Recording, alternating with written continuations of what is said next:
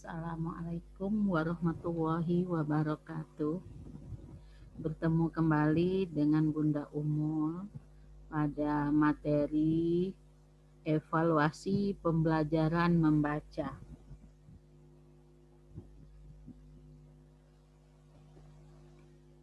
Evaluasi pembelajaran membaca merupakan sebagai sistem usaha atau proses dalam menentukan nilai.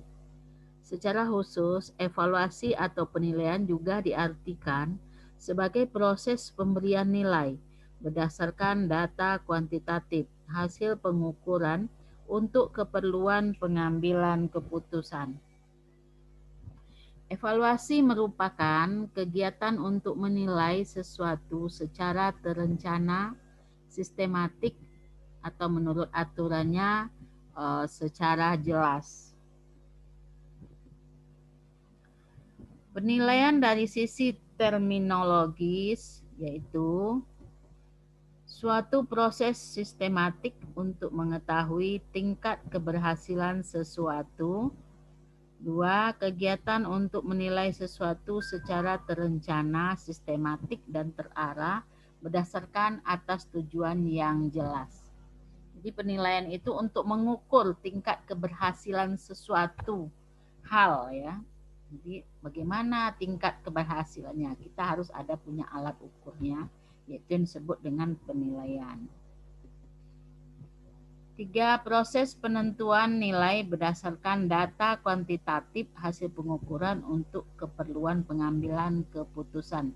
Data kuantitatif maksudnya yaitu berupa angka-angka ya. Jadi bilangan atau angka berdasarkan tingkat ketuntasan suatu materi. Pengertian evaluasi membaca. Hakikat evaluasi pembelajaran membaca yaitu suatu kegiatan untuk memperoleh informasi tentang hasil pembelajaran membaca, kemudian mengolah dan menafsirkannya dengan tolak ukur tertentu. Jadi kita punya tolak ukur atau indikator keberhasilannya apa. Ini suatu pembelajaran sudah berhasil atau belum, tuntas atau belum, atau harus ada revisi. Tes atau evaluasi yang baik tentu saja harus memenuhi syarat-syarat tertentu yaitu sebagai berikut. 1. Tes itu harus reliable atau terpercaya. Sebuah evaluasi dapat dikatakan terpercaya atau reliable jika hasil yang diperoleh pada ujian itu tetap atau stabil. Kapan saja, di mana saja, dan siapapun yang mengujikannya atau yang menilai dan menilainya. Jadi itu yang disebut reliable ya, jadi terpercaya. 2. Validity atau kesahihan, valid. Sebuah ujian dapat dikatakan valid apabila penyusunan ujian didasarkan pada analisis yang diteliti tentang kemampuan berbahasa yang hendak diukur, dan jika ada bukti-bukti hasil penilaian berkorelasi yang tinggi dengan kemampuan pengikut ujian berbahasa. Jadi ada validnya, validitasnya ya, untuk mengukur suatu tingkat keberhasilan dalam berbahasa atau membaca. 3. Praktis ya, atau kepraktisan. Kepraktisan yaitu suatu yang dapat digunakan sesuai dengan kondisi dan situasi yang ada, meliputi hemat atau ekonomis, atau mudah melaksanakan dan memeriksanya, dan mudah cara menafsirkan hasilnya. Ini yang disebut praktis. Jadi dia tidak rumit ya. Jadi praktis, mudah dilakukan, mudah dipahami, hemat secara durasi waktu dalam pengolahannya. Ada dua jenis yang dapat digunakan dalam pengukuran kemampuan membaca. 1. Tes pemahaman kalimat. Tes pemahaman kalimat dapat digunakan untuk pembaca yang belum dapat membaca secara lancar. Jadi yang belum dapat membaca secara lancar seperti kelas rendah, SD itu 1, 2, 3 itu sebut kelas rendah. Ini tes pemahaman kalimat untuk membaca yang belum lancar, belum dapat membaca secara lancar. Ada 2 teknik yang dapat dalam tes pemahaman kalimat, yaitu dengan memberikan gambar atau menyajikan kata. Jadi agar dia lancar untuk membantunya, disajikanlah gambar atau menyajikan kata ya. Itu dibantu dengan pembubuhan gambar. Frase dan pilihan jawaban, bisa dia penyajian kata, frase, dan pemilihan jawaban ini untuk membantu pemahaman dalam membaca. Dalam tes ini biasanya diukur kemampuan pembaca dalam menguasai kosakata dan tata bahasa. Bagaimana kosakatanya, bagaimana tata bahasanya, ini alat tesnya. Alat tesnya berupa kosakata dan tata bahasa.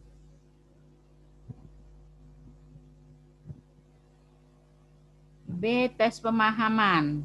Tes pemahaman wacana merupakan tes kemampuan membaca yang integratif atau terpadu.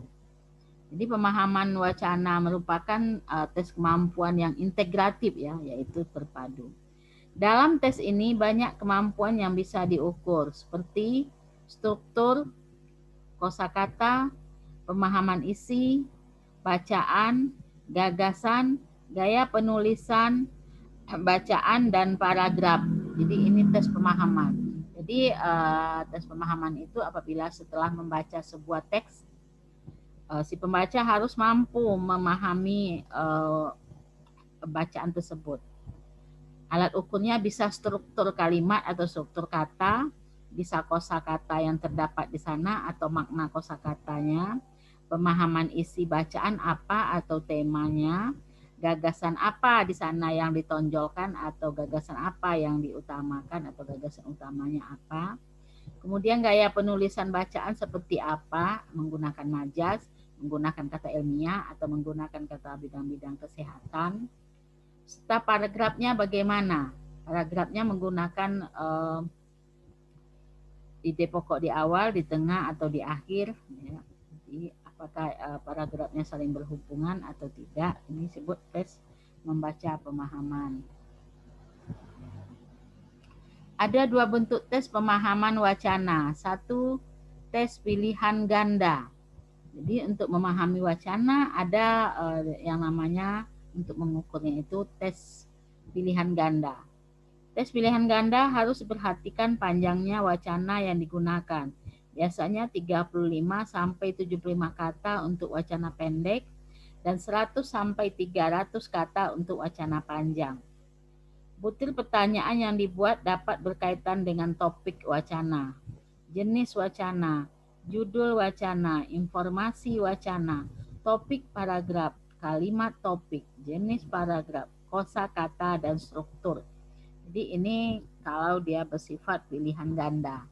Setelah siswa membaca sebuah teks, diberikan soal atau tes evaluasinya bersifat pilihan ganda.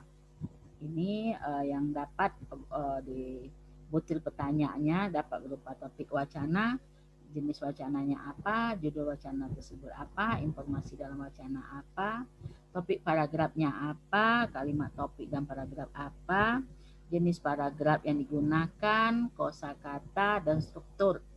Jenis paragraf misalnya paragraf narasi, persuasi, argumentasi, atau paragraf persuasi ya. Kosakata yaitu kata-kata yang terkandung atau penggunaan kata-katanya bagaimana, struktur katanya bagaimana ya. 2, tes lumpang adalah tes yang di dalamnya terdapat kata-kata yang dilumpangkan.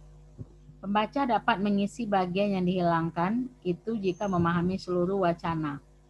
Jadi ada teks lumpang. Jadi dikosongkan kalimat atau kata dalam teks tersebut, maka nanti pembaca dapat mengisinya kembali sesuai dengan kalimat atau struktur atau topik yang terdapat dalam suatu teks tersebut. Penghilangan kata dapat diatur dengan jarak yang sama atau tidak tetap mengatur jarak yang dirumpangkan. Mengaplikasikan evaluasi membaca dalam suatu proses pembelajaran keterampilan membaca. Berikut ya. Satu, yaitu bisa menggunakan pengaplikasian evaluasi membaca ini dapat menggunakan satu metode EJA, yaitu dimulai dengan huruf-huruf secara alfabetis. Ini untuk kelas rendah 1, 2, 3. Jadi dalam membaca dia bisa mengeja.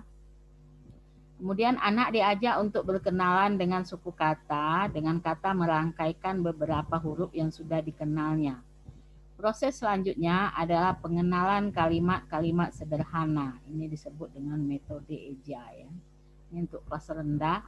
Kelas rendah itu 1, 2, 3 SD. B.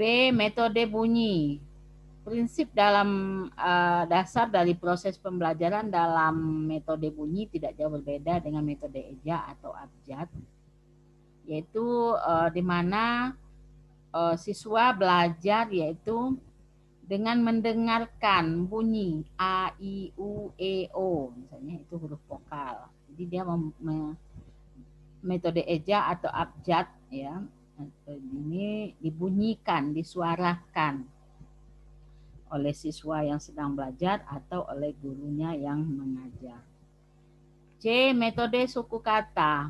Metode ini diawali dengan pengenalan suku kata seperti BA, ba, BI, bi, BU, bu, BE, bo, BO, bo, misalnya. Jadi metode suku kata. Maka kata yang pertama itu sudah menjadi BA, ba, BU, bu, BE, B, BO, bo, dan seterusnya. Kemudian suku-suku kata tersebut dirangkai menjadi kata-kata yang bermakna. Ini disebut metode suku kata. Jadi dari pemenggalan satu kata, kemudian dirangkai menjadi kata. D. Metode kata. Metode kata adalah metode yang menjadikan kata sebagai dasar untuk pengenalan suku kata atau huruf. Di metode kata, kata dasar pengenalan suku kata atau huruf ya, itu metode kata. Misalnya makan, minum, belajar. Ini kan kata ya, baru kata. Kemudian E. Metode global, yaitu metode dalam pengajaran bahasa Indonesia untuk mengajarkan membaca dan menulis permulaan dengan menyajikan satuan bahasa secara utuh dan menyeluruh, sehingga siswa dapat mengenal dan menyalinnya secara keseluruhan. Misalnya memperkenalkan gambar.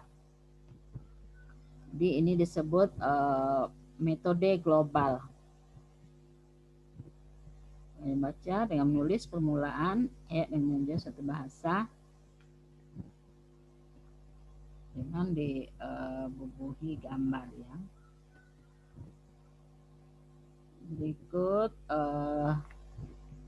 demikian tadi materi kita pada perkuliahan keterampilan membaca.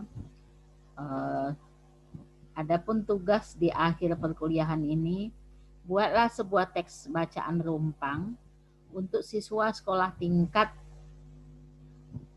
SD sederajat langsung dengan kunci isiannya ya.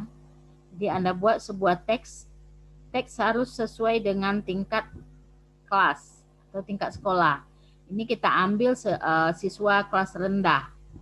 Jadi 1, 2, 3. Ini teksnya sesuaikan. Utamakan teks yang mudah dipahami dan sesuai dengan tingkatan umur apa yang disenangi oleh siswa kelas rendah ini. Maka Anda membuat sebuah teks bacaan rumpang sistemnya Anda buat dulu teks bacaan secara utuh, nanti Anda ambil kata-kata mana yang akan Anda rumpangkan untuk memudahkannya. Ya, jadi teks minimal setengah halaman buku ya. Demikian pertemuan kita pada hari ini. Assalamualaikum warahmatullahi wabarakatuh.